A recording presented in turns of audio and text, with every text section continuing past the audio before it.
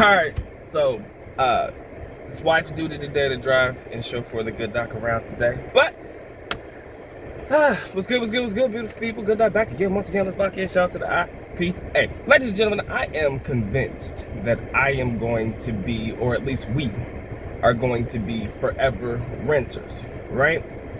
So I was thinking the other day, you know, while we were in the Philippines or while I was there, and I was trying to look for condos and stuff, and I was like, damn, these expensive ass condos, they not tickling my pickle. It's just not working for me. And if you sit around and think about it for a while, it's not that big a deal to be a forever renter. Now, I understand the tax implications and all of that stuff that comes with being an actual owner of your own house. I know the status symbol it gives most people. Hey, I own my own condo. Hey, I own my own house in the States or in the Philippines, or I got my own house wherever.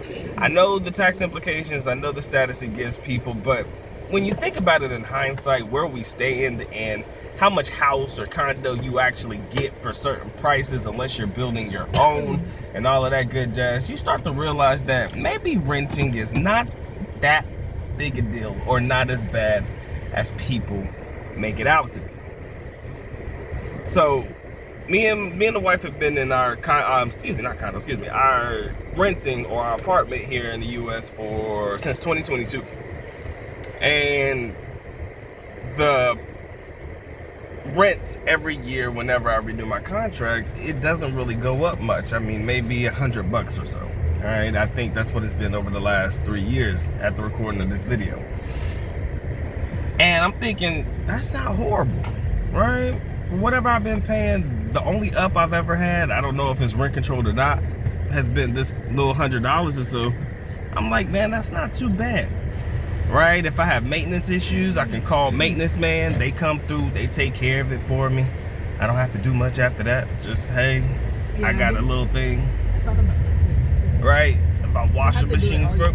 Yeah. If you have a house, you got to do it all alone, man. You got to sit there or actually you have to, aside from having whatever you're paying for your mortgage, you got to have like a homeowner's insurance or other types of insurances and shit. Things that will, you know, cost you more on a monthly basis. But yeah, you got some people, yeah, your mortgage is gonna be this, your mortgage is gonna be that, and then all this stuff. You know, you're paying for something that you could own yourself in the end. I'm like, well, okay, if my washing machine breaks, if my pilot light go out, whatever it may be, whatever house issue I have, you gotta go find somebody. First of all, you gotta go find somebody to do it. Because you're not a handyman. Oh, I'm definitely not a handyman. But I gotta go find somebody to do it. I gotta go pay somebody to do it. I gotta make sure the company isn't screwing me over. I gotta make sure my homeowner's company or whoever I'm paying is gonna cover the cost. I gotta pay a deductible. I gotta do this. I gotta do that. Man, why not just put in a maintenance order slip at my apartment and let them come take care of it? And again, that all comes with what I pay anyways. So I'm thinking, what's wrong with being a forever renter? I don't really see an issue with it. Yes, okay, the money that I put into rent isn't going to go to anything for me, right? It's not going to go into me purchasing my house or doing a rent-to-own process or whatever. Fuck, it's not going to me. Like, the rent is just the rent. But I got a place to lay my head at night, and I have a place to, you know, just live until I don't need it no more. And then whenever we decide to leave, guess what? I can just leave. Beautiful thing about renting is you're not locked in. Can you imagine saying, hey man, it's time for us to move to a different state, let's go somewhere, like, oh man, I got a new job somewhere else, now I'm locked into a house and I gotta try to find somebody to help sell that house, and that house may sit on the market forever unless I put the price so low. I mean, well, I guess you could say it's a seller's market now. I don't know what it is. You know, I halfway pay attention to real estate videos because I don't see that as my future. But you know, whether it's a buyer or seller's market, at the same time, you know, I don't have time for a house to be on the market for years, or even, you know, or something like that. So rather than me buying and going through that process, doing all the paperwork and all that good jazz, I think I'd rather rent forever. Now again, I see the value in real estate, right? I'm not dumb. I see what it is. But if any of you guys have been following my channel over at least the last couple of videos, or some when I was in the Philippines, y'all know that I invest, right? And me and the wife, we really don't need a lot of money to live off of on a monthly basis. So if I can make all the money that I need via stock investments or crypto, whatever it is that I'm in, then why the fuck do I need real estate for? Real estate, yes, those are hard assets. Those are, those tangible assets, the things that you can actually touch. But at the same time, I personally don't plan on living in the US. Maybe, just maybe, there's an Airbnb coming in my name in some near future in the Philippines. But at the end of the day, I don't know if that's really gonna be it. It may or may not be. And if it's not, who cares? Because it's not. Yeah. You said what now? Also because we don't have a child. It's usually a factor for people to get a house. True. We ain't got no children. We ain't got no babies.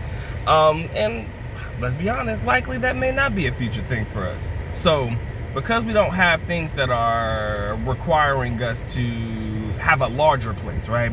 Because we have kids or an extra bedroom required or needed, we're not really looking for houses. We're not really looking for that, not the white picket fence type lifestyle where the kid can have a playground. Even though our apartment has a playground, we're not looking for an area or space where kids can play around and the dogs can run around, because I got a cat. That motherfucker ain't running nowhere. We're not looking for stuff like that. We're not looking for it, so we don't need it. And that kind of plays into, like she said, the factor of why we're not actually in hot pursuit of a house or, trying to find a place to stay in that regard. So, when you think about it, I do believe that if our lifestyle continues to stay the same that it is, we just may be forever renters, right? We just may be the people that just rent from time to time, because again, it's easy to get out of a lease, not easy to get out of a house. Right, once you're in a house, that is a commitment. And typically, you're not going to get into a house unless you're in a house flipping.